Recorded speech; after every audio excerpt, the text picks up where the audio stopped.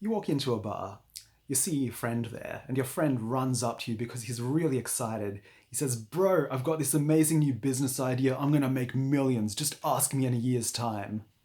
And you go on, you enjoy your evening. In a year's time, you come back to that bar. You see your friend, he runs up to you because he's really excited. He goes, "Bro, I've just started this amazing new business idea. I'm gonna make millions. Just ask me in a year's time." And you go off, you enjoy your evening.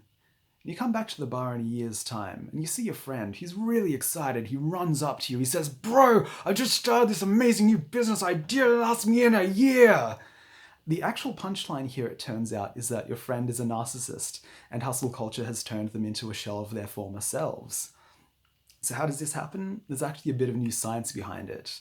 The Journal of Business Venturing Insights has just brought out in their June edition a really exhaustive, a really, in fact, impressive study that shows people with the narcissistic traits, not narcissistic personality disorder in itself, but people who compulsively have to be loved at work, people who compulsively have to believe that they are above others. And of course, in these personality types, always you're seeing compulsive novelty seeking. They are very much drawn to entrepreneurship, but only the very first part. Now, where else do you see just the first part of entrepreneurship and then the $1 million payoff? Instagram. See, this is all part of what I like to call the narcissism hustle culture complex. Now, this is because on social media, young people are given two messages. One, make a huge amount of money. Two, have a personality disorder. And the reason this happens is because you can't sell old business advice. It's just, it works extremely well, but it doesn't catch on today. What does catch on today is novelty, the next big thing, even if you completely make it up. Of course, if you repeat a big lie enough times, as your advertising teacher and Joseph Goebbels like to say, people begin to believe it. And the really interesting thing about hustle culture is that this message that you're receiving is not make a huge amount of money, but the real message behind it is make me money. How can you realize this?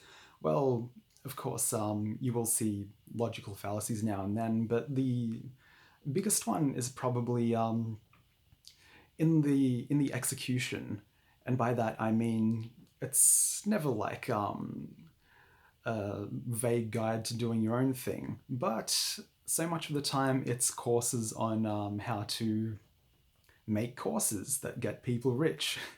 This has become the next big thing, and in so many of these hustles, eventually you run into this message. It's like, how do I get rich? You teach people how to be rich, and there's that recursion that I gave to you in that anecdote at the start of this. And the reason this attracts narcissists is just fascinating. It's actually a bandwagon effect. Now, this is as interesting as it is evil, because when you're talking about a bandwagon, this is not something that advertisers can control. This is something that happens on its own, and the person selling you stuff has jumped onto it, they've hitched a ride, and they've invited you on. There's not just this big P.T. Barnum figure, the influencer, inviting you to come get rich with them. Rather, what you're seeing is a person who has discovered a fad. And what's in that fad? Well, no one. It's a meme. There is no one there.